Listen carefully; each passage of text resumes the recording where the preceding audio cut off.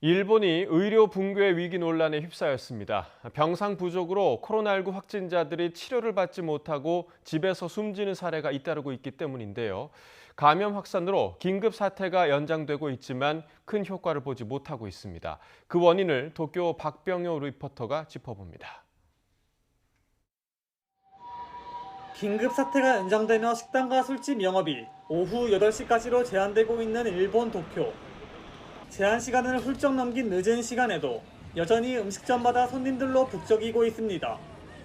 지난달 한 언론사 조사 결과 도쿄 도심 음식점 500여 곳 중 40% 이상이 영업시간 단축 요청에 불응한 채 영업한 것으로 나타났습니다.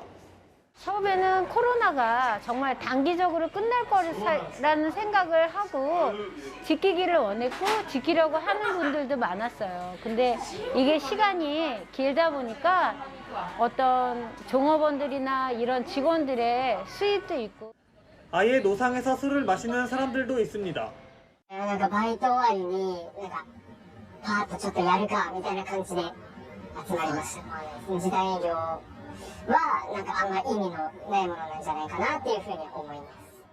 정부가 긴급 사태를 선포해도 집합 금지 같은 강제 조치 없이 자발적 협조에 의존하다 보니 감염 확산 억제에 효과를 내지 못하고 있습니다. 실제로 지난 7월 12일부터 긴급 사태가 발령됐지만 신규 확진자는 오히려 급증세를 보이고 있습니다.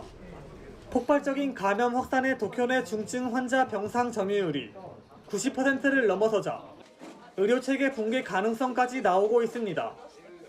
확진자 중 중증 환자만 병원에 입원할 수 있어 집에 머물며 낫기만을 기다리는 감염자가 상당수입니다.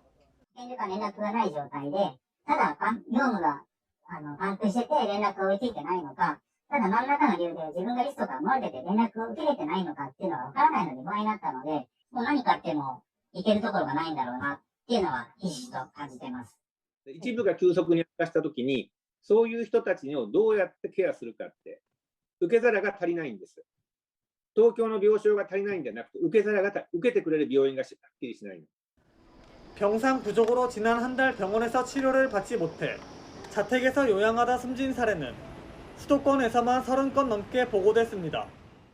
현재 일본의 코로나 신규 확진자 중 90% 이상이 청장년층과 20세 미만에서 발생하고 있습니다. 특히 감염 확산이 두드러진 청장년층의 백신 접종이 시급한 가운데 방역 당국은 최근 이물질이 발견된 모더나 백신 사태가 백신 불신으로 번지지 않도록 경계하며 젊은 층 감염 확산 차단에 주력하고 있습니다. 일본 도쿄에서 YTN 월드 박병효입니다.